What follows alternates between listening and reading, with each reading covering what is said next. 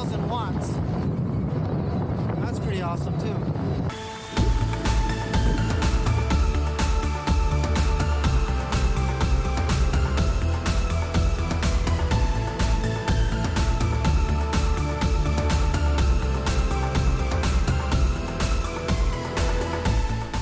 What's up, Ebike fans? In this video today we have the Rattan LF. This is a 750 watt 20-inch fat tire bike that is just kind of amazing how much power it has. It has a throttle and it can actually go up to about 23 miles an hour is what it says on the website, and it is really powerful for a bike like this. So let's go ahead and get into the specs right now. This bike is beautifully painted, as you can see, throughout the frame, and even the battery cover just matches and integrates very nicely with it.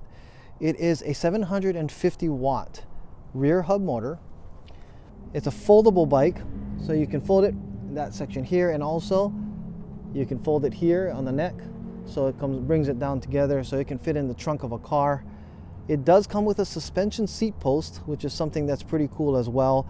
Now this bike actually comes also with a 48 volt 13 amp hour battery and a rear seat pad that comes with this bike. It's all put together this way, and everything you see here is the stock parts and pieces. It basically was just taken out of the box yesterday, and I've been going ahead and test riding it, and this has been just an awesome bike to ride around with the battery being toward the back of the bike and not so much centered like some of the other bikes where they have it in the frame.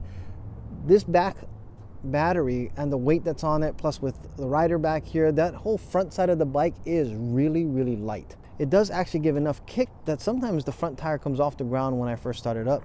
So you have 5 PAS levels, pedal assist levels, that are on this bike. It does have a cruise control that automatically turns on after holding the throttle for a few seconds. I think that's a matter of preference on whether you like it or not, so you have to get used to it, where it could be actually dangerous if you're not familiar with feeling something staying throttling even when you let go and you expect the bike to slow down. So keep that in mind as you get used to it. Just got to remember, always hold your hands on the brakes. It does have a automatic cutoff on the brakes that you can see here. This second cable right here that's coming out, this is actually your cutoff on both brakes that actually will do an automatic motor cutoff, which is your safety feature for adjusting that.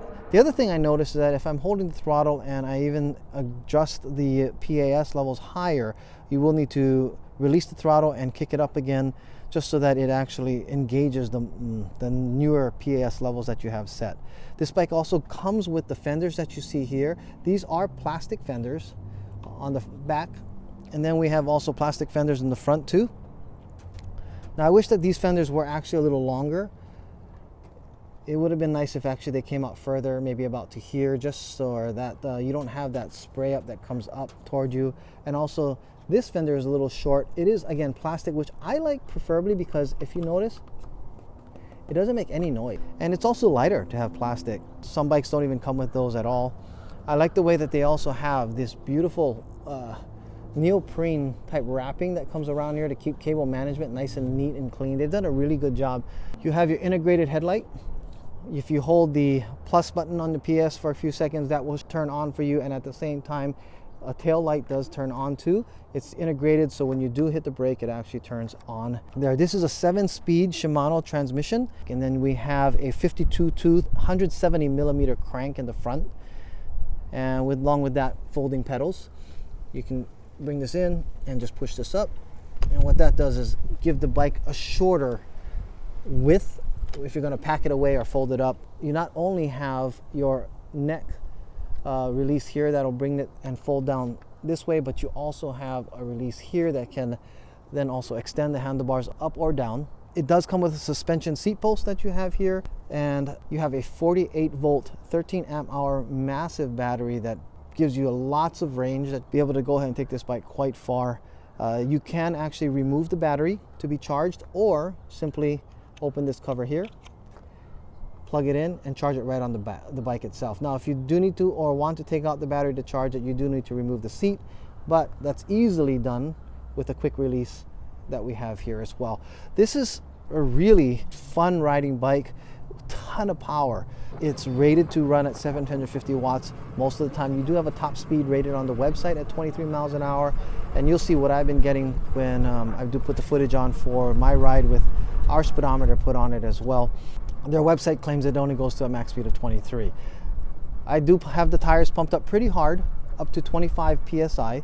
That's where you can get less friction against the road, less drag, so we can get a good feel of what the real speed is. We have a 160 millimeter disc brake running Step-thru brakes in the back here. These are mechanical brakes that actually work really well. I don't have any complaints with them. Lots of stopping power, and that could be attributed to also larger disc brake in the front.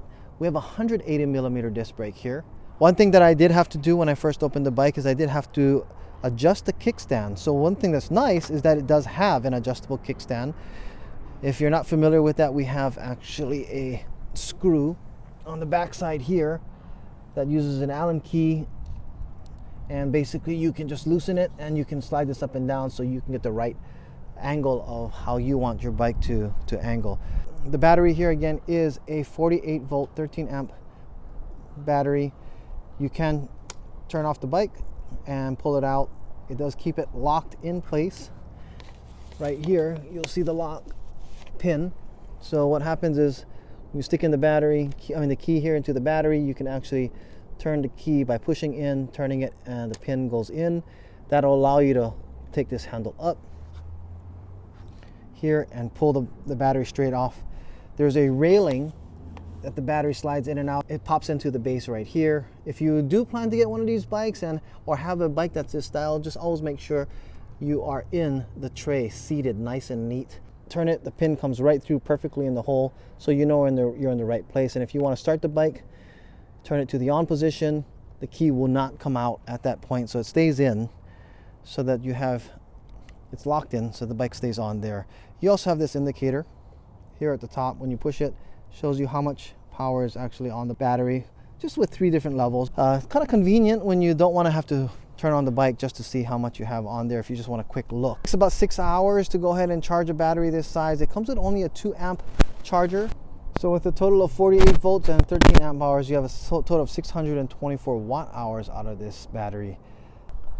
Now this seat that we have here is actually a very comfortable seat, and it's pretty wide if you look at that here too, but it's also quite soft, so it's a very comfortable ride. This is one of those few seats I don't think you really need to go ahead and change out, but it's not really a springy seat, but the suspension seat post does take some of that extra bounce off of your bottom. These are CST BFT tires. These tires are huge. They're 4 inches wide. Now, the other thing is that being that these are fat tires, you could actually lower the pressure of the tires so that if you want a softer ride, you'd be able to get one just by lowering the tire pressure. And that way, a lot of times the tires will absorb the bumps of the road for you so you don't feel it yourself. This does also have a cadence sensor. Bike is not torque sensor, which means that there is a magnet built in to the crank here that actually senses how fast you are turning the pedal for it to actually kick on. Difference between torque sensor and a cadence sensor like this bike is really a matter of preference. I used to think that I would prefer a torque sensor over cadence sensors, and now that I've ridden some with torque sensors and some with cadence, I actually find that either one works great. The only difference is that with a cadence sensor, if I'm a little tired and I just want to keep my legs moving but not having to push the bike or help it in order to get the torque sensor to move, the cadence sensor allows me to do that. And if I still want to exercise and to feel the bike, I can just turn down my PAS and feel it that way. Now, a bike with this much power, a lot of times you will be having your PS a lot lower because you don't need as much going into that. This display is actually really bright. For the brightness that you get with this one here, it is more than adequate. Even with my sunglasses on, I can see it nice and clear by going up and down. You see that. Now if I hold the button down for a few seconds, you'll notice that the headlight will pop on and your indicator turns on there. You do have integrated brake lights built in. Mold here in the middle that shows you your trip meter, your time for your last ride. Every time you turn off the bike, it actually resets your last trip. You do have your standard SIS Shimano index shipping here, and these are Rattan blended brake levers, but they feel great, work really well. There was no brake rub when I'm taking this. The other thing that was really interesting about Rattan and the way that they package their bike, put this whole bike inside a plastic bag, and then they fill the box with foam because it gets form fitted around the bike. But I had no damage on the bike. It was really interesting unwrapping for me this time. All right, so that's all I have to say for the components itself. We have a pedal assist 5, the highest gear, and a little bit of an incline going uphill. And I'm already air pedaling, low pressure being put on. The bike is going 24 miles an hour. It's up, little uphill according to the GPS. The speedometer only reads 21 though.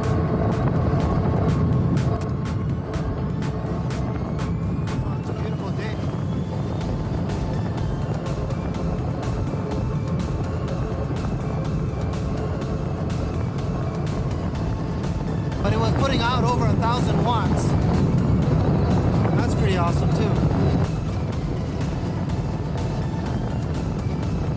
Right now 995, 1042. So for those of you who are new to e-bike riding, this bike actually has a lot of torque right from the start, just even with a little bit of throttle. You'll notice my front tire pops up just a little bit when I turn it on, and it takes a bit to get used to this, so just be a little aware. This bike has a lot of power. Here you see me actually doing an off-road ride on here. If you are interested in actually picking up one of these bikes, at the time of this recording, they are selling for $12.49 each. And Rattan has two models of this 750. One is the step-over model, which is the Rattan LM, and they have the step-thru model, which is the Rattan LF, which is this bike that I actually am reviewing right here. Both of them have the same power, same size battery, and they are both really great high performance bikes. I recommend this bike specifically, the LM or the LF, for those that are actually possibly looking for a little more power. Maybe you're a little heavier. I'm 170 and 5'5". I know that this bike will fit somebody maybe as short as 5'2", and maybe in the range of anything above 200 pounds. It would easily be able to pull you up hills. The bike is rated to go up to as far as 330 pounds in weight, of the rider. So keep that in mind, that this is a bike that actually can really pull a person who needs a little more power on the low end. It does cap out at the 24 mile an hour or 23 mile an hour mark, as the website does say, but it gets to that speed pretty quick. You can find these bikes at the Rattan website. Go to ebikeproducts.com/Rattan, and this will redirect you to the company website for Rattan e-bikes, and you have a variety of different bikes that they have available. Not only the LM and the LF750 models, but they also have mountain bikes and also full-size fat tire bikes at 26 inches.